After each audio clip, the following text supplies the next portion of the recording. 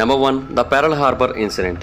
మీలో ఎవరైనా సరే ఒక ఇంటిలో కానీ లేదంటే ఒక గదిలో కానీ ఒక రోజంతా లేదంటే కొన్ని గంటల పాటు ఎవ్వరితో కాంటాక్ట్ లేకుండా చిక్కుకుపోయి ఉన్నట్టయితేనే చాలా అంటే చాలా ఇబ్బందిగా ఫీల్ అవుతారు, చాలా అనీజీగా ఫీల్ అవుతారు, ఊపిరి ఆడనట్టు అనిపిస్తూ ఉంటుంది కదా.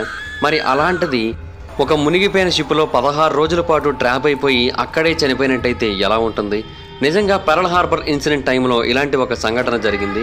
పెరల్ హార్బర్ ఇన్సిడెంట్ గురించి మనకందరికీ తెలిసిందే కదా. ఇది 2వ ప్రపంచ యుద్ధం సమయంలో జరిగింది. నిజానికి అమెరికా 2వ ప్రపంచ యుద్ధంలో పూర్తి స్థాయిలో ఎంటర్ అవ్వడానికి ఈ పెరల్ హార్బర్ ఇన్సిడెంటే కారణం. ఆ రోజు డేట్ డిసెంబర్ 7, 1941. ఇంపీరియల్ జాపనీస్ నేవీకి చెందిన ఎయిర్ సర్వీస్ వాళ్ళు ఒక సర్ప్రైజ్ ఏరియల్ అటాక్ని యుఎస్ నేవల్ బేస్ మీద జరిపారు. ఈ నేవల్ బేస్ హవాయిలోని పెరల్ హార్బర్ ప్రాంతంలో అయితే ఉంది. సుమారుగా 2 గంటల పాటు జరిగిన ఈ అటాక్లో 21 యుఎస్ వార్షిప్స్ పూర్తిగా నాశనమైపోయాయి, నీటి లోపల మునిగిపోయాయి. 188 ఎయిర్ క్రాఫ్ట్స్ కంప్లీట్గా డిస్ట్రాయ్ అయిపోయాయి. 2403 American service men or women చనిపోయారు. అండ్ ఈ అటాక్ కారణంగానే అమెరికా పూర్తి స్థాయిలో యుద్ధంలోకి అయితే అడుగుపెట్టింది. అయితే ఈ అటాక్ జరిగిన మరుసటి రోజు చాలామంది రెస్క్యూయర్స్ ఆ ప్రాంతానికి చేరుకుని ఆ రెకేజ్ లోపల ఎవరైనా ప్రాణాలతో ఉన్నట్టయితే వాళ్ళని కాపాడడానికి ప్రయత్నించారు. ఎవరైతే చనిపోయారో వాళ్ళ యొక్క శరీరాలని అక్కడ నుంచి తరలించడానికి ప్రయత్నించారు. అయితే అక్కడ ఇంకొంతమంది బ్రతికుండొచ్చు అనే అనుమానంతో చాలా చోట్ల వెతికారు. అలా వెతుకుతున్న టైంలో వాళ్ళకి ఒక పర్టికులర్ ప్రాంతం నుంచి నాయిసెస్ రావడం మొదలుపెట్టాయి. అంటే ఎవరో దేన్నో గట్టిగా కొడుతున్నట్టుగా శబ్దాలు వినిపించాయి. మొదట ఆ శబ్దాలు విని అక్కడ ఉన్న రెకేజ్ తాలూకు శబ్దాలే అయి ఉంటాయి. ఒక రెకేజ్ ఇంకొక రెకేజ్ని ఢీకొట్టుండొచ్చు. అలాంటి టైంలో ఇలాంటి శబ్దాలు వస్తూ ఉంటాయి. ఇందులో పెద్దగా కంగారు పడాల్సింది ఏమీ లేదనుకున్నారు. బట్ ఆ మరుసటి రోజు వెళ్ళి ఆ ప్రాంతంలో చెక్ చేసినప్పుడు కూడా సేమ్ అలాంటి శబ్దాలే రావడం మొదలుపెట్టాయి. సో ఎవరో లోపల బ్రతికే ఉన్నారు, చిక్కుకుపోయి ట్రాప్ అయిపోయి ఉన్నారు. వాళ్ళని కనుక బయటికి తీసుకొచ్చినట్టయితే వాళ్ళు ప్రాణాలతో ఉండే అవకాశం ఉందనైతే వాళ్ళకందరికీ కూడా అర్థమైంది. అండ్ వాళ్ళు ఎక్కడున్నారంటే సంకెన్ బ్యాటిల్ షిప్ అయిన యుఎస్ఎస్ వెస్ట్ వర్జీనియా యొక్క ఫార్వర్డ్ హల్ దగ్గరలో ఉన్నారని తెలిసింది.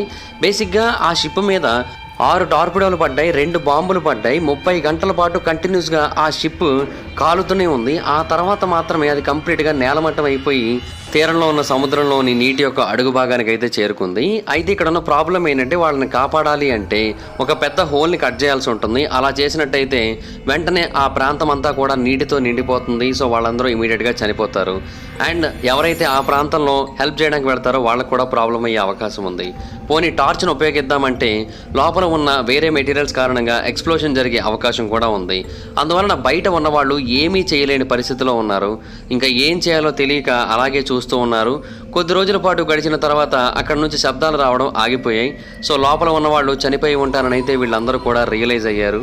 అయితే ఇది జరిగిన 6 నెలల తర్వాత కొంతమంది క్రూ మెంబర్స్ ఆ వెస్ట్ వర్జీనియా షిప్ని బయటికి తీసుకొని వచ్చారు. అలా తీసుకొని వచ్చినప్పుడు హల్ భాగంలోని ఒక ఎయిర్ టైట్ రూమ్లో 3 సోల్జర్స్ చనిపోయి కనిపించారు. ఆ 3 పేర్లు రొనాల్డ్ ఎండికాట్, తన యొక్క వయసు 18 సంవత్సరాలు, క్లిఫర్డ్ తన యొక్క వయసు 20 సంవత్సరాలు, ఆ తర్వాత లూయిస్ బాడీకాట్ తన యొక్క వయసు 21 సంవత్సరాలు. ఈ 3 కూడా ఆ ప్రాంతంలో చనిపోయారు. అయితే అక్కడ ఒక క్యాలెండర్ ఉంది. ఆ క్యాలెండర్ని చూసినప్పుడు మొత్తం అందరికీ కూడా చాలా అంటే చాలా బాధగా అనిపించింది. ఒక్కొక్కరి గుండెని పట్టుకొని పిండేస్తున్నట్టు అనిపించింది. ఎందుకంటే ఆ క్యాలెండర్ మీద ఏ రోజైతే అటాక్ జరిగిందో ఆ అటాక్ జరిగిన రోజు యొక్క తర్వాత 16 రోజుల వరకు కూడా రెడ్ కలర్ పెన్సిల్తో మార్క్ చేయబడింది. ఇది అక్కడ ఉన్న వాళ్ళందరికీ కూడా చాలా డిస్టర్బింగ్గా అనిపించింది. అంటే ఆ యంగ్ సోల్జర్స్ 16 రోజుల పాటు బ్రతికారు. 16 రోజుల పాటు ఆ ఎయిర్ టైట్ రూమ్లో తిండి లేక, నిద్ర లేక, భయంతో ఏం జరుగుతుందో అర్థం కాక తనను ఎవరైనా కాపాడతారేమో అని ఆశగా ఎదురు చూస్తూనే అలాగే చనిపోయారు. గట్టిగా ట్రై చేసి ఉంటే ఆ 16 రోజుల్లో వాళ్ళని ఈజీగా కాపాడగలిగేవారు. కానీ వాళ్ళని కాపాడలేకపోయారు, వాళ్ళ గురించి పట్టించుకోలేదు. అందువల్ల ఆ 16 రోజుల పాటు ఆ 3 నరకాన్ని చూస్తూ ఆ ప్రాంతంలోనే చనిపోయారు. అండ్ ఈ విషయం గురించి తెలిసిన తర్వాత ఆ క్యాలెండర్ని ఆ ప్రాంతం యొక్క నేవల్ పర్సనల్ చీఫ్కి పంపించారు. అతను దాన్ని వాషింగ్టన్ డీసీకి తీసుకొని వెళ్ళాడు. ఆ తర్వాత నుంచి ఆ క్యాలెండర్ కనిపించకుండా పోయింది. ఆ క్యాలెండర్ని ఈవెన్ వాళ్ళ ఫ్యామిలీస్కి కూడా చూపించలేదు. ఈవెన్ వాళ్ళ ఫ్యామిలీస్కి పూర్తిగా నిజాన్ని కూడా చెప్పలేదు. ఆ తర్వాత కొంతమంది అఫీషియల్స్ మాత్రమే బయట ప్రపంచానికి ఈ నిజాన్ని తెలియజేశారు. చనిపోయిన 3లో 2 రొనాల్డ్ని అలాగే బడీని, వీళ్ళిద్దరినీ కూడా నేషనల్ మెమోరియల్ సెమెట్రీలో సమాధి చేశారు. అయితే క్లిఫ్ యొక్క శరీరాన్ని మాత్రం తన యొక్క కుటుంబ సభ్యులకు అప్పచెప్పడం కోసం తన యొక్క హోమ్ టౌన్కి పంపేశారు. అక్కడ ఉన్న సిటీ సెమెట్రీలో సమాధి చేశారు. అండ్ వీళ్ళందరి యొక్క హెడ్ స్టోన్స్ మీద కూడా వీళ్ళు చనిపోయింది డిసెంబర్ 7, 1941 అనే మెన్షన్ చేసి ఉంటుంది. కానీ నిజానికి డిసెంబర్ 7 తర్వాత కూడా వాళ్ళు 16 రోజుల పాటు బ్రతికి ఆ తర్వాత నరకం చూసి మాత్రమే చనిపోయారు వాళ్ళు. నిజంగా చాలా అంటే చాలా హారిఫిక్ ఇన్సిడెంట్ ఇది. హాయ్ ఫ్రెండ్స్, మీరు ఎప్పుడైనా సరే 5,000 రూపాయల ప్రోడక్ట్ 250 రూపాయలకి రావడాన్ని గమనించారా? లేదు కదా. కానీ అమెజాన్, ఫ్లిప్కార్ట్ లాంటి కంపెనీస్ ఏం చేస్తూ ఉంటాయంటే కొన్ని గోల్డెన్ హవర్స్ టైంలో మెగా డీల్స్ ఇస్తూ ఉంటాయి. ఆ డీల్స్ టైంలో ఒక్కొక్క ప్రోడక్ట్ మీద 90% నుంచి 95% వరకు డిస్కౌంట్ అయితే ఉంటుంది. అయితే ఈ డీల్స్ కోసం మీరు కాన్స్టెంట్గా ఆ యాప్స్ చెక్ చేస్తూ ఉండలేరు కదా. కానీ మీకోసం నేను వాటన్నిటిని కూడా కాన్స్టెంట్గా చెక్ చేస్తూ ఉంటాను. అండ్ దాంట్లో ఎప్పుడు ఏ డీల్ పెట్టినా కూడా ఇమీడియట్గా మీకు ఆ ప్రోడక్ట్ని అయితే షేర్ చేస్తాను. మీరు ఇమీడియట్గా ఆ ప్రోడక్ట్ని పర్చేస్ చేయొచ్చు దాని నుంచే. అండ్ అంతేకాదు కొన్ని ఎక్స్ట్రాడినరీ ప్రొడక్ట్స్ ఉంటాయి, వాటిని మీరు బయట ఎక్కడ కూడా చూడరు. వాటి గురించి కూడా నేను మీకు షేర్ చేస్తాను. మీరు సింపుల్గా చేయాల్సింది ఒకటే, కింద డిస్క్రిప్షన్లో మన టెలిగ్రామ్ ఛానల్ లింక్, మన వాట్సాప్ ఛానల్ లింక్, మన ఇన్స్టా బ్రాడ్కాస్ట్ ఛానల్ లింక్ ఉంటాయి. వీటిలో మీరు ఏ యాప్ ఎక్కువగా వాడతారో ఆ యాప్కి సంబంధించిన లింక్ మీద క్లిక్ చేసి ఆ యాప్లో ఉన్న మన ఛానల్ని ఫాలో అవ్వండి. దాంట్లో రెగ్యులర్గా చాలా ప్రొడక్ట్స్ అయితే మీకు అప్డేట్ అవుతూ ఉంటాయి. అండ్ ఆ ప్రొడక్ట్స్లో మీకు ఏది నచ్చినట్టయితే దాన్ని మీరు కొనుగోలు చేయొచ్చు వెంటనే. సో డిస్క్రిప్షన్లో లింక్స్ ఉన్నాయి, వెంటనే ఫాలో అవ్వండి. Number 2, Teresa Basa. Teresa Basa అనే ఒక అమ్మాయి ఉంది. ఒక హాస్పిటల్లో రెస్పిరేటరీ థెరపిస్ట్గా పనిచేస్తోంది తను. అయితే ఫిబ్రవరి 21, 1977న చికాగోలోని తన యొక్క అపార్ట్మెంట్లో ఆమె చనిపోయి కనిపించింది. ఆమె యొక్క హత్యా సంఘటన చాలా అంటే చాలా భయంకరంగా ఉంది. ఆమె శరీరం పూర్తిగా కాలిపోతున్న ఒక మ్యాట్రస్ కింద కనబడింది. ఆమె గుండెల్లో ఒక పెద్ద కత్తి కూడా ఉంది. అయితే చంపిన వ్యక్తి ఆ ప్రాంతంలో కొన్ని క్లూస్ని వదిలేసి వెళ్ళాడు. బట్ అయినప్పటికీ వాటి ఆధారంగా పోలీసులు అతన్ని పట్టుకోలేకపోయారు. కాకపోతే ఏంటంటే కొంతవరకు జ్యువెలరీ మాత్రం దొంగిలించబడింది. దాని ఆధారంగా ట్రై చేశారు కానీ దొరకలేదు. అలా 6 నెలల పాటు ఆ నేరం అన్సాల్వ్డ్గానే మిగిలిపోయింది. అయితే ఆ టైంలో ఒక అన్ఎక్స్పెక్టెడ్ బ్రేక్ అయితే దొరికింది. సర్జన్ అయిన డాక్టర్ జోస్ అనే ఒక పర్సన్ ఉన్నాడు. అతని యొక్క వైఫ్ పేరు రెమీ. ఆమె కూడా అదే హాస్పిటల్లో రెస్పిరేటరీ థెరపిస్ట్గా పనిచేస్తోంది. అంటే ఏ హాస్పిటల్లో అయితే బాసా పనిచేస్తోందో అదే హాస్పిటల్లో. ఆమె పోలీసులకు ఒకసారి ఏమని తెలియజేసిందంటే తన మీదకి 3 సార్లు టెరిసా బాసా యొక్క ఆత్మ వచ్చింది. బాసా యొక్క నేటివ్ లాంగ్వేజ్ గురించి నాకు అసలు ఏమాత్రం తెలియదు, కానీ తను నన్ను పూనినప్పుడు మాత్రం నేను తన యొక్క నేటివ్ లాంగ్వేజ్లోనే మాట్లాడేదాన్ని. సో నాకు ఆ టైంలో తను నాకు చెప్పిన విషయం ఏంటంటే తనని చంపిన వ్యక్తి పేరు అలన్ షోవరీ అని చెప్పింది. బేసిక్గా ఈ అలన్ షోవరీ అనే పర్సన్ కూడా వీళ్ళిద్దరికీ తెలిసిన పర్సనే. అంటే ఎవరికైతే ఆత్మ పూనిందో ఆమెకి తెలిసిన పర్సనే, తర్వాత టెరిసా బాసాకి తెలిసిన పర్సనే. అంటే ఎవరైతే చనిపోయారో ఆ వ్యక్తి తనని చంపిన వ్యక్తి గురించి బయటకు తెలియజేయాలనుకుంది. అలాగా ఆమెలోకి అయితే ఎంటర్ అయింది. అలాగా అతని గురించి తెలియజేసింది. అతను కూడా అదే హాస్పిటల్లో పనిచేస్తున్నాడు. ఇన్ఫ్యాక్ట్ ఆ హాస్పిటల్లో చాలామంది చెప్పింది ఏంటంటే షోవరీ అనే పర్సన్ చాలా అంటే చాలా కష్టాల్లో ఉన్నాడు ఫైనాన్షియల్గా. అందుకనే బాసా అతనికి చాలా రకాలుగా హెల్ప్ చేసేది. బాసాకు కావాల్సిన కొన్ని పనులు అతను చేసి పెట్టేవాడు. అలాగా వాళ్ళిద్దరికీ మధ్య ఫైనాన్షియల్ ట్రాన్సాక్షన్స్ అయితే కొన్ని జరిగాయని తెలియజేశారు. ఆ తర్వాత పోలీసులు అతని మీద అనుమానంతో అతని యొక్క అపార్ట్మెంట్ని చెక్ చేస్తే బాసా యొక్క దొంగిలించబడిన జ్యువెలరీ అతని ఇంట్లో దొరికింది. కానీ ఆమెను నేను చంపలేదు అని చెబుతూనే వచ్చాడు. ఆ తర్వాత అతన్ని కోర్టుకు తీసుకొని వెళ్ళారు. ఆ తర్వాత అతనే నేరస్తులని కన్ఫర్మ్ చేశారు. 14 ఏళ్ల పాటు జైలు శిక్ష విధించారు. హత్య చేసినందుకు, దొంగతనం చేసినందుకు, తర్వాత ఆమెతో శృంగారం కూడా చేసినందుకు. ఒక ఆత్మ తనని చంపిన వాడిని పట్టించడం కోసం వేరొక శరీరాన్ని మీడియంగా వాడుకొని బయటికి నిజాన్ని తెలియజేయడం అంటే చాలా వింతైన సంఘటన, చాలా అంటే చాలా హారిఫిక్ ఇన్సిడెంట్ అని కూడా చెప్పొచ్చు. నెంబర్ 3, సారా బూన్. ఫిబ్రవరి 2020న 42 ఏళ్ల సారా బూన్ పోలీసులకు ఫోన్ చేసి ఏమని తెలియజేసిందో తెలుసా? నేను నా బాయ్ ఫ్రెండ్ ఇద్దరం కూడా హైడ్ అండ్ సీక్ ఆడుతున్నాం. తన పేరు జార్జ్ టారస్. ఆ వ్యక్తి హైడ్ అండ్ సీక్లో భాగంగా ఒక సూట్ కేసులో దాక్కున్నాడు. కానీ పొద్దున లేచి చూసేసరికి తను చనిపోయాడని తెలియజేసింది. వీళ్ళిద్దరూ ఉంటుంది ఆర్లాండో యొక్క నార్త్ భాగంలోని వింటర్ పార్క్ ఏరియాలో. పోలీసులు ఆ ప్రాంతానికి వచ్చే ముందు ఆమె చెప్పిన మాటలు ఏంటి అంటే, మేము హైడ్ అండ్ సీక్ ఆడుతున్నాం, తను సూట్ కేసులో దాక్కున్నాడు, నేను తర్వాత నిద్రపోయాను, నేను పొద్దున్న లేచి చూస్తే తను చనిపోయాడు అని చెప్పింది. పోలీసులు ఆ ప్రాంతాన్ని చేరుకున్న తర్వాత తను చెప్పిన మాట ఏంటంటే, మేము హైడ్ అండ్ సీక్ ఆడుకుంటున్నాం, తను ఆ సూట్ కేసులో దాక్కుంటాడు, అండ్ కొద్దిసేపటి తర్వాత నేను ఆ సూట్ కేసు జిప్ని ఓపెన్ చేసి నువ్వు ఇందులో ఉన్నావా అని షాక్ అయినట్టుగా రియాక్షన్ ఇవ్వాలి. ఇది మా గేమ్. ఇన్ఫ్యాక్ట్ అతను సూట్ కేసులోకి వెళ్ళిన తర్వాత ఆ సూట్ కేసుని నేనే క్లోజ్ చేశానని కూడా తెలియజేసింది ఆమె. అయితే కొద్దిసేపటి వరకు తను దొరకనట్టుగా ఆట ఆడుకుంటూ ఉండాల్సి ఉంటుంది కదా. అందులో భాగంగా తను మేడ మీదకి వెళ్ళింది. అలా వెళ్ళి రూమ్లో రెస్ట్ తీసుకుంటున్న టైంలో తను కంప్లీట్గా నిద్రపోయింది. ఆ తర్వాత పొద్దున్న లేచి చూసేసరికి తను చనిపోయాడు. ఆమె ఏమనుకుందంటే రాత్రి తను పడుకుంది కదా, కొద్దిసేపటి తర్వాత తను ఆ బ్యాగ్లోంచి బయటకు వచ్చేసి తన పక్కన నిద్రపోతాడు అని అనుకున్నానని తెలియజేసింది. కానీ అతను అలా రాలేదు. అతను ఆ సూట్ కేసులోనే చనిపోయాడు. పొద్దున్న లేచి చూసేసరికి తను చనిపోయి ఉన్నాడు. ఇది ఆమె చెప్పిన మాట. అయితే సారా తెలియజేసింది ఏంటంటే నైట్ వాళ్ళిద్దరూ కలిసి పార్టీ చేసుకున్నారు, ఇద్దరు కలిసి తాగారు, చాలా రకాల గేమ్స్ ఆడుకున్నారు. అండ్ ఫైనల్గా ఈ గేమ్ కూడా ఆడదాం అనుకున్న టైంలోనే జార్జ్ సూట్ కేసులోకి వెళ్ళి దాక్కున్నాడు. అండ్ తను జిప్ వేసింది, మర్చిపోయింది, నిద్రపోయింది, పొద్దున్న లేచి చూసింది, జిప్ ఓపెన్ చేసి చూసింది. జార్జ్ రెస్పాండ్ అవ్వట్లేదు. ఈవెన్ సిపిఆర్ కూడా ట్రై చేసింది, కానీ అప్పటికే చనిపోయాడని అర్థమైంది. తన ఎక్స్ హస్బెండ్కి కాల్ చేసింది. అతను ఆ ప్రాంతానికి వచ్చి వెంటనే పోలీసులకు ఫోన్ చేయమని తెలియజేశాడు. ఇది జరిగిన సిచ్యువేషన్తో తనైతే చెప్పింది. కానీ సారా చెబుతున్న వాటితో ఒక్కటి మాత్రం మ్యాచ్ అవ్వట్లేదు. అదేంటంటే తన యొక్క మొబైల్లో దొరికిన ఒక వీడియో. ఆ వీడియో ఇంకొక స్టోరీని చెబుతోంది. బేసిక్గా ఆ వీడియో చాలా అంటే చాలా డిస్టర్బింగ్గా ఉంటుంది. సో అందుకే నేను మీకు చెబుతానంతే దాని గురించి. ఆ వీడియోలో సూట్ కేసులో జార్జ్ ఉన్నట్టుగా తనకి తెలుస్తూ ఉంటుంది. తను రికార్డ్ చేస్తూ ఉంటుంది. జార్జ్ అంటూ ఉంటాడు, నేను నమ్మలేకపోతున్నాను, సీరియస్గా నువ్వు ఇలా చేసావా, నేను నిజంగా ఇది నమ్మలేకపోతున్నాను, ఇలా ఎలా చేయగలిగావు అని అంటే దానికి తిని ఏమంటుందంటే, అవును నువ్వు నన్ను ఇంతకుముందు కొట్టావు కదా, అప్పుడు లేని నొప్పి ఇప్పుడు ఎందుకు వస్తోంది అన్నట్టుగా తిని మాట్లాడుతూ ఉంటుంది. సో బేసిక్గా అక్కడ ఏం జరిగిందంటే ఆ రోజు రాత్రంతా కూడా తనని అందులో ఉంచి పనిష్ చేయాలనుకుంది. అంతకుముందు వీళ్ళిద్దరి మధ్య జరిగిన కొన్ని ఇన్సిడెంట్స్కి గాను. కానీ పొద్దున్న లేచి చూసేసరికి అతను చనిపోయాడంతే. ఈ వీడియోని చూసిన తర్వాత జారాని ఇమీడియట్గా అరెస్ట్ చేసి ఇంటర్వ్యూ చేశారు. అండ్ హత్య చేసినందుకు ఆమెను అదుపులోకి తీసుకున్నారు. అయితే నేను ఆ వీడియోస్ని ఫిల్మ్ చేసినట్టుగా నాకేమీ గుర్తులేదని తెలియజేసింది. మొదటేమో డ్రింకింగ్ జరిగింది, కానీ జార్జ్ మాత్రమే తాగాడు, నేను తాగలేదని చెప్పింది. తర్వాత నేను కూడా తాగాను, ఆ తాగిన మత్తులోనే ఇలా చేసేసాను, ఇలాగ రకరకాలుగా మాటలు మారుస్తూ వచ్చింది.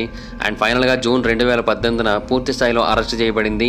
ఆమెదే తప్పు ఉంది అని కన్ఫర్మ్ అయిన తర్వాత. బట్ ఇప్పటి వరకు అయితే ఆమెకి ఇంకా శిక్ష పడలేదు. అక్టోబర్ 2023లో ఈమె కేసు అయితే హియరింగ్ వస్తోంది. ఆ టైంలో ఎప్పుడైనా సరే ఈమెకి సంబంధించిన తీర్పు రావచ్చు. అయితే బేసిక్గా వీళ్ళిద్దరి మీద కూడా ఇంతకుముందు చాలా కేసులు ఉన్నాయి. అంటే వాళ్ళిద్దరూ ఒకరినొకరు అంతకుముందే చాలాసార్లు గాయపరుచుకున్న కేసులు ఉన్నాయి. సో వాళ్ళ రిలేషన్షిప్ చాలా దారుణంగా ఉంది. ఆ దారుణాతి దారుణమైన రిలేషన్లో భాగంగానే ఆమె చంపేసిందని అయితే ప్రస్తుతానికైతే అర్థమవుతోంది. అంటే పొరపాటున చంపింది, కానీ చంపాలని ఇంటెన్షన్ అయితే లేదు, కానీ మనిషి అయితే చనిపోయాడు అది. బట్ ఒక సూట్ కేసులో రాత్రంతా ఉండి ఊపిరి ఆడకుండా పూర్తిగా మనం ముడుచుకుపోయి ఉంటాం కదా, విపరీతమైన భయంతో ఆక్సిజన్ అందక చనిపోవడం అంటే ఎంత భయంకరమైన సంఘటన ఒక్కసారి ఊహించుకోండి. మీరు కనుక అలాగ ఒక సూట్ కేసులో ట్రాప్ అయిపోయినట్టయితే మీ పరిస్థితి ఏంటి? ఒక రూమ్లో ట్రాప్ అయితేనే మనం ఉండలేము కొన్ని గంటల తర్వాత, అలాంటిది సూట్ కేసులో ట్రాప్ అయితే ఏంటి పరిస్థితి ఒక్కసారి ఊహించుకోండి. నాకు దాని గురించి చెబుతుంటేనే ఊపిరి ఆడట్లేదు, అలాంటి కైండ్ ఆఫ్ సిచ్యువేషన్ ఉంది. Number 4, boy in the box. అది ఫిబ్రవరి 1957. లాసాలా కాలేజ్కి చెందిన ఒక స్టూడెంట్ తన సిస్టర్స్తో పాటుగా ఆడుకుంటున్న టైంలో మిగతా అమ్మాయిలను కూడా కంటిన్యూస్గా గమనిస్తూ ఉన్నాడు. ఆ టైంలో అక్కడ ఆడుకుంటున్నప్పుడు తుప్పల్లో తనకి ఒక బాక్స్ కనబడింది. ఆ బాక్స్ని చూసినప్పుడు మేబీ అందులో ఏదైనా బొమ్మ ఉండొచ్చేమో అన్న ఉద్దేశంతో ఆ బాక్స్ని అక్కడ నుంచి బయటికి తీసుకొని వచ్చాడు. అందులో అబ్బాయికి బొమ్మలేమీ కనబడలేదు, కానీ ఒక మనిషి యొక్క శరీరం అయితే కనబడింది. న్యూజెర్సీ ప్రాంతానికి చెందిన ఒక అమ్మాయి మిస్ అయిందనే విషయాన్ని ఆ అబ్బాయి కూడా విన్నాడంట. సో అందుకని వెంటనే ఆ బాక్స్ని బాగా క్లోజ్గా అబ్జర్వ్ చేసి తన యొక్క ఫ్యామిలీ మెంబర్స్కి, ఆ తర్వాత పోలీసులకి తెలియజేశారు. అయితే పోలీసులు ఆ ప్రాంతానికి వచ్చిన తర్వాత కన్ఫర్మ్ చేసింది ఏంటంటే అందులో ఉన్న శరీరం మిస్ అయిన అమ్మాయిది అయితే కాదు, కానీ 4 నుంచి 6 ఏళ్ల వయసు మధ్యలో ఉన్న ఒక అబ్బాయి యొక్క శరీరం అని తెలియజేశారు. ఆ అబ్బాయి మాల్ నరిష్మెంట్ కారణంగా చాలా అంటే చాలా బలహీనంగా ఉన్నాడు. అండ్ చనిపోయేంత వరకు ఆ అబ్బాయిని ఎవరో కొట్టారు, అలాగే అతను చనిపోయాడని తెలియజేశారు. అయితే ఆ తర్వాత 65 సంవత్సరాల వరకు కూడా ఆ కేసు గురించి ఎంతోమంది ఎన్నో రకాల థియరీస్ని తెలియజేశారు. ఎంతోమంది దాన్ని పూర్తి స్థాయిలో పరిశోధించి దానికి న్యాయం చేయడానికి ట్రై చేశారు. బట్ ఎవ్వరూ కూడా ఆ కేసుని ముందుకు తీసుకొని వెళ్ళలేకపోయారు. కొన్నిసార్లు ఫేషియల్ రీకన్స్ట్రక్షన్ చేసి చూశారు, కొన్ని వందల కొద్ది థియరీస్ని ప్రతిపాదించారు. చాలామంది పెనిసిల్వేనియాలో కొన్ని పోస్టర్స్ని అతికించారు ఆ అబ్బాయి యొక్క ఐడెంటిటీని ఎవరైనా గుర్తుపడతారేమో అని. అయినా కూడా ఎవ్వరూ గుర్తుపట్టలేదు. తర్వాత కొన్నాళ్ళకి అతన్ని సమాధి చేసేశారు. అతన్ని ఫిలడెల్ఫియాలోని సెడర్ బ్రోక్ అనే ప్రాంతంలో ఉన్న ఐవీ హిల్ సెమెటరీలో సమాధి చేశారు. అండ్ దాని మీద అమెరికాస్ అన్నోన్ చైల్డ్ అని రాసి ఉంటుంది. అండ్ దాని కిందే ఆ అబ్బాయి యొక్క శరీరం అయితే ఉంటుంది. అంటే ఆ అబ్బాయి ఎవరనేది ఇప్పటికీ తెలియకపోవడం అనేది చాలా ఆశ్చర్యకరమైన విషయం అని ఎంతోమంది నమ్ముతూ వచ్చారు. అండ్ ఆ టైం నుంచే అతన్ని బాయ్ ఇన్ ద బాక్స్ అని పిలవడం మొదలుపెట్టారు. ఆ తర్వాత కాలం గడుస్తున్న కొద్దీ చాలా థియరీస్ వచ్చాయని చెప్పాను కదా, వాటిల్లో అత్యంత ఎక్కువగా నమ్మిన థియరీ ఏంటంటే 1954వ సంవత్సరంలో ఒక అబ్బాయిని ఒక బ్యాడ్ లేడీకి అమ్మేశారు. ఆమె పేరు జొనాథన్. ఈవిడ ఆ అబ్బాయిని ఫిజికల్గా చాలా అంటే చాలా దారుణంగా హింసించేది. ఒకరోజు రాత్రి ఆ అబ్బాయి ఒక బేక్డ్ బీన్ని బయటికి వామిట్ చేశాడు. ఆ టైంలో ఆమె కోపం వచ్చి అతన్ని కొట్టింది. ఆ దెబ్బలకి అతను చనిపోయాడు. ఆ అబ్బాయి చనిపోయిన విషయం ఎవరికీ తెలియకుండా ఉండేందుకు వెంటనే ఆ అబ్బాయికి స్నానం చేయించేసింది, ఇంజురీస్ ఏమీ కనబడకుండా. ఆ తర్వాత ఆ అబ్బాయిని ఒక బాక్స్లో పెట్టి అక్కడ వదిలేసిందని తెలియజేశారు. ఇన్ఫ్యాక్ట్ ఈ అబ్బాయి యొక్క శరీరంలో కూడా బేక్డ్ బీన్స్ అయితే కనబడ్డాయి. అంతేకాకుండా అతని యొక్క ఫింగర్స్ యొక్క ప్రూనింగ్ని బట్టి అతను చనిపోవడానికి ముందు చాలాసేపు నీటి లోపల వదిలివేయబడ్డాడని కూడా తెలుస్తోంది. బట్ పోలీసులు ఈ థియరీని కూడా పూర్తి స్థాయిలో యాక్సెప్ట్ చేయలేదు అండ్ ఇది నిజమా కాదా అనే విషయాన్ని కన్ఫర్మ్ చేసుకునే ప్రయత్నం అయితే చేయలేదు. ఫైనల్గా 2022వ సంవత్సరంలో జెనెటిక్ జెనాలజీ కారణంగా అండ్ కొంత ఓల్డ్ ఫ్యాషన్ డిటెక్టివ్ వర్క్ కారణంగా ఆ అబ్బాయి ఎవరు అనేది తెలిసింది. ఆ అబ్బాయి పేరు 4 ఏళ్ల వయసున్న జోసెఫ్ అగస్టస్ సిరెల్లి.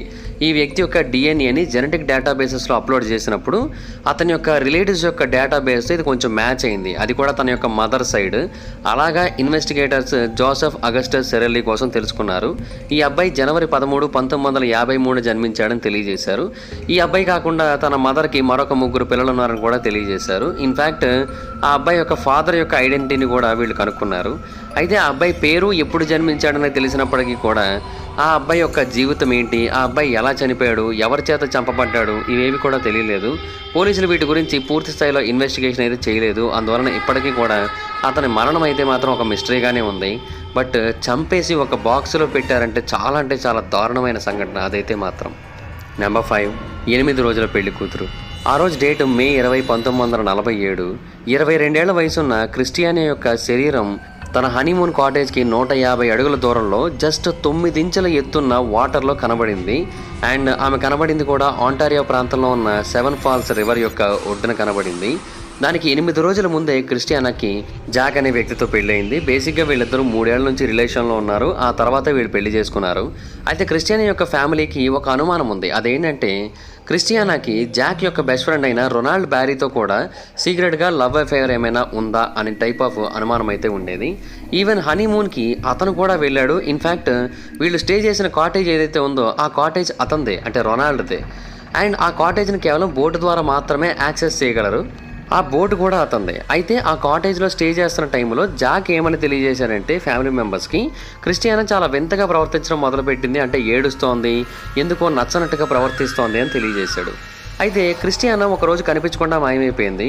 అదే రోజు ఆ కాటేజ్కి మంటలు అంటుకున్నాయి. ఇమీడియట్గా కాటేజ్ మొత్తం మంటలు స్ప్రెడ్ అయిపోయాయి. రొనాల్డ్ ఆ ప్రాంతానికి అయితే చేరుకొని వెంటనే జాక్ని అక్కడ నుంచి కాపాడాడు. అండ్ ఆ టైంలో తనకి ఒక హెడ్ ఇంజరీ అయింది, తనకి కూడా కొన్ని మంటలు అంటుకున్నాయి. బట్ ఎంత వెతికినప్పటికీ కూడా క్రిస్టియానా మాత్రం వాళ్ళకి కనబడలేదు. తనని కాపాడడానికి ట్రై చేశారు కానీ దొరకలేదు. లోకల్స్ ఇమీడియట్గా ఆ ప్రాంతానికి చేరుకొని ఆ మంటలన్నింటినీ ఆర్పేసి రొనాల్డ్ని జాక్ని హాస్పిటల్ తీసుకొని వెళ్ళి పోలీసులకు విషయాన్ని తెలియజేశారు. ఆ రోజు సాయంత్రం క్రిస్టియానా యొక్క శరీరం ఆ కాటేజ్కి 150 మీటర్ల దూరంలో 9 ఇంచుల వాటర్లో కనబడింది. అయితే ఆమె ఒంటి మీద ఎలాంటి వైలెన్స్ జరిగినట్టుగా కానీ లేదంటే కాలిన గాయాలు ఉన్నట్టుగా కానీ ఏమీ కనబడలేదు. పంచనామాలో కూడా తెలిసిన విషయం ఏంటంటే ఆమె శరీరంలో కోడైన్ ఉంది, కానీ ఆమె చనిపోవడానికి కారణమైతే మాత్రం నీటి లోపల మునిగిపోవడమే. మరి ఆమె శరీరం అక్కడ వరకు ఎలా చేరుకుందనేది అతిపెద్ద మిస్టరీ. ఈవెన్ లోకల్స్ కూడా ఏమని తెలియజేశారంటే మంటలను ఆర్పడానికి వాళ్ళు ఆ ప్రాంతానికి చేరుకున్న టైంలో ఆ చుట్టుపక్కల ప్రాంతంలో ఎక్కడా కూడా వాళ్ళకి ఆ అమ్మాయి శరీరం కనబడలేదు. ఎందుకంటే వాళ్ళు నీళ్లతోనే ఆ మంటల్ని ఆర్పారు. ఆ నీళ్ళని తెచ్చిందేమో ఆ నదిలోంచే. ఆ నదిలో వాళ్ళు అంతవరకు తిరిగినప్పుడు వాళ్ళకి ఆ శరీరం కనబడాలి కదా, కానీ కనబడలేదు వాళ్ళకి. అండ్ జాక్ అండ్ రొనాల్డ్ ఇంకొక 20 మందిని పోలీసులు కంటిన్యూస్గా క్వశ్చన్ చేశారు. ఆమెది ప్రమాదవశాత్తు జరిగిన మరణమా లేదంటే ఎవరైనా హత్య చేశారా అనే విషయం గురించి తెలుసుకోవడం కోసం చాలా వరకు ప్రయత్నించారు. బట్ ఎవరి మీద కూడా అనుమానం అయితే రాలేదు. ఫైనల్గా మొత్తం అందరినీ కూడా నిరపరాధులని చెప్పి వదిలేశారు. అంటే జాక్ అండ్ రొనాల్డ్ వీళ్ళిద్దరినీ కూడా నిరపరాధులుగా వదిలేశారు. మొదట్లో వీళ్ళ మీద అనుమానం వచ్చింది, బట్ ఆమె యొక్క మరణంలో ఎలాంటి ఇన్వాల్వ్మెంట్ ఉన్నట్టుగా జడ్జిలకైతే అనిపించలేదు. అందుకని ఆ కేసుని అయితే ఇంకా అక్కడతో క్లియర్ చేసేశారు. అయితే ఆ తర్వాత క్రిస్టియానా రాసుకున్న కొన్ని లెటర్స్ బయటపడ్డాయి. ఆ లెటర్స్లో ఆమె ఆత్మహత్య చేసుకోవాలని రాసుకుంది. అది కూడా ఒకసారి కాదు, 2 సార్లు కాదు, చాలాసార్లు రాసుకుంది. మరి అన్నిసార్లు రాసుకున్న తను జాక్తో ఎందుకు ప్రేమలో పడ్డాది అనే విషయం మీద చాలామందికి అనుమానం వచ్చింది. అండ్ జీవితం మీద అంత ఇష్టం లేని అమ్మాయి పెళ్ళెందుకు చేసుకోవాలనుకుంది అనే అనుమానం కూడా వచ్చింది. అయితే ఆమెకి సంబంధించిన అన్ని రకాల వస్తువుల్ని కూడా ఆ బర్నింగ్ కాటేజ్ నుంచి బయటికి తీసుకొని వచ్చారు. అంటే ఈ డైరీని కూడా అక్కడి నుంచే తీసుకొని వచ్చారు. కానీ ఆమెకి సంబంధించిన ఒక్క ఐటెం మాత్రం మిస్ అయింది. అదే క్రిస్టియానా యొక్క వెడ్డింగ్ రింగ్. ఆమె శరీరానికి లేదు, ఆ కాటేజ్లో కూడా లేదు. మరి అది ఏమైంది? అండ్ ఇంకొక ఆశ్చర్యకరమైన విషయం ఏంటంటే జాక్ బేసిక్గా 2 సెపరేట్ లైఫ్ ఇన్సూరెన్స్ పాలసీస్ తీసుకున్నాడు. ఒకటి తన పేరు మీద, ఒకటి క్రిస్టియానా పేరు మీద పెళ్లికి ముందే తీసుకున్నాడు. ఓకే, బాగానే ఉంది. ఇన్సూరెన్స్ తీసుకోవడంలో తప్పులేదు. అండ్ 2 కూడా $5,000 పాలసీసే. అయితే ఎవరైనా సరే ప్రమాదవశాత్తు చనిపోయినట్టయితే ఇక్కడ డబల్ అమౌంట్ ఇస్తారు. అంటే $10,000 అయితే ఇస్తారనమాట. అండ్ ఆశ్చర్యకరమైన విషయం ఏంటి అంటే ఆ 2 ఇన్సూరెన్స్ పాలసీస్లోని కూడా బెనిఫిషరీ ఎవరో తెలుసా? రొనాల్డ్. బేసిక్గా జాక్ తీసుకున్న ఇన్సూరెన్స్ పాలసీస్లోకి రొనాల్డ్ ఎందుకు వచ్చాడు అసలు? ఎంత ఫ్రెండ్ అయినా కూడా పెళ్లి చేసుకోబోతున్న పర్సన్ పేరు మీద తీసుకున్న పాలసీ, తన పేరు మీద తీసుకున్న పాలసీ ఫ్రెండ్కి ఎందుకు ఇస్తాడు బెనిఫిషరీగా? ఇది బేసిక్గా అనుమానించాల్సిన విషయమే కదా. అప్పట్లో $20,000 అంటే ఇప్పుడు 200,000 అంటే $200,000 సమానం అనమాట. అండ్ ఇక్కడ ఇంకొక ఆశ్చర్యకరమైన విషయం ఉంది. అదేంటంటే ఏదైతే కాటేజ్ ఆ రోజు తగలబడిపోయిందో ఆ కాటేజ్ పేరు మీద రొనాల్డ్ కూడా $5,000 ఇన్సూరెన్స్ పాలసీ తీసుకున్నాడు. అండ్ దాని మీద కూడా అతనికి $10,000 వస్తుంది కదా. దానికి బెనిఫిషరీగా అతను జాక్ పేరు పెట్టాడు. ఇది ఇంకా ఆశ్చర్యకరమైన విషయం. అండ్ ఇంకొకటి ఏంటంటే జాక్ అనే పర్సన్ బేసిక్గా అంతకుముందు కంట్రీ తరపున యుద్ధంలో పార్టిసిపేట్ చేసి వచ్చాడు. దానికి వార్ గ్రాట్యుటీ అని ఇస్తారు. ఆ వార్ గ్రాట్యుటీని కెనేడియన్ సర్వీస్ మ్యాన్కి చాలామందికి ఇస్తారు. అలా ఇచ్చిన అమౌంట్ని అతను రొనాల్డ్కి ఇచ్చేశాడు. అలాగే తన యొక్క ఆస్తి పత్రాల యొక్క వీరునామా నుంచి తన ఫ్యామిలీ మెంబర్స్ అందరినీ కూడా రిమూవ్ చేసాడు. అలా ఎందుకు చేశాడనేది ఎవరికి అర్థం కాలే. కానీ ఆ తర్వాత ఆలోచించగా కొంతమందికి అర్థమైంది ఏంటంటే క్రిస్టియానా ఫ్యామిలీ ఇనీషియల్గా రొనాల్డ్ క్రిస్టియానాతో రిలేషన్లో ఉన్నాడు అనుకున్నారు. కానీ నిజానికి రొనాల్డ్ జాక్తో ప్రేమలో ఉన్నాడు. ఎందుకంటే ఆ టైంలో ఆ టైప్ ఆఫ్ రిలేషన్స్ అనేవి ఇల్లీగల్. అందువల్ల ఏంటంటే వాళ్ళిద్దరూ బయటికి చెప్పకుండా ఉండేందుకు ఇలా కంటిన్యూ చేశారు. సో ఆ అమ్మాయిని కూడా పెళ్ళైన 8 రోజులకి అందుకే చంపేశారు అని అభిప్రాయపడ్డారు. బట్ దాన్ని ఎవరు కూడా ప్రూవ్ చేయలేకపోయారు. అది ఆ టైంలో వచ్చిన ప్రాబ్లం అంతా కూడా. సో అలాగా పెళ్ళైన 8 రోజులకి కొత్త జీవితాన్ని ఊహించుకొని కొత్త ప్రపంచంలోకి అడుగుపెట్టిన ఆ అమ్మాయి చనిపోవడం జరిగింది. So that's it guys. ఇవి 5 ట్రూ హారిఫిక్ స్టోరీస్. వీటిలో మీకు ఏది చాలా హారిఫిక్గా అనిపించిందో కింద కామెంట్ సెక్షన్లో తెలియజేయండి. ఈ వీడియో కనుక మీకు నచ్చినట్టయితే లైక్ చేయండి, ఈ వీడియో షేర్ చేయండి. ఇప్పుడు కారణం మన ఛానల్ని సబ్స్క్రైబ్ చేసుకోకపోతే ఇప్పుడే సబ్స్క్రైబ్ చేసుకోండి. పక్కన బెల్ ఐకాన్ ఆల్లో పెట్టుకోండి. నా ఫర్దర్స్ మిస్ అవ్వకుండా చూడొచ్చు. చాలామంది చూస్తున్నారు కానీ సబ్స్క్రైబ్ చేసుకోవట్లేదు. So please try to subscribe, click the bell icon also. నా ఇన్స్టాగ్రామ్ ఐడి జబర్దస్త్ మహిదర్. మీరు అక్కడ కూడా వచ్చినట్టు ఫాలో అవ్వచ్చు. Thank you so much guys. Bye bye. No meter next video. Bye bye.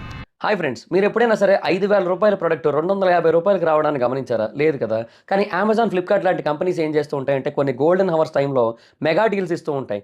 ఆ డీల్స్ టైంలో ఒక్కొక్క ప్రోడక్ట్ మీద 90% నుంచి 95% వరకు డిస్కౌంట్ అయితే ఉంటుంది. అయితే ఈ డీల్స్ కోసం మీరు కాన్స్టెంట్గా ఆ యాప్స్ చెక్ చేస్తూ ఉండలేదు కదా. కానీ మీకోసం నేను వాటన్నిటిని కూడా కాన్స్టెంట్గా చెక్ చేస్తూ ఉంటాను. అండ్ దాంట్లో ఎప్పుడు ఏ డీల్ పెట్టినా కూడా ఇమీడియట్గా మీకు ఆ ప్రోడక్ట్ని అయితే షేర్ చేస్తాను. మీరు ఇమీడియట్గా ఆ ప్రోడక్ట్ని పర్చేస్ చేయొచ్చు దాని నుంచే. అండ్ అంతేకాదు కొన్ని ఎక్స్ట్రాడినరీ ప్రొడక్ట్స్ ఉంటాయి, వాటిని మీరు బయట ఎక్కడ కూడా చూడరు.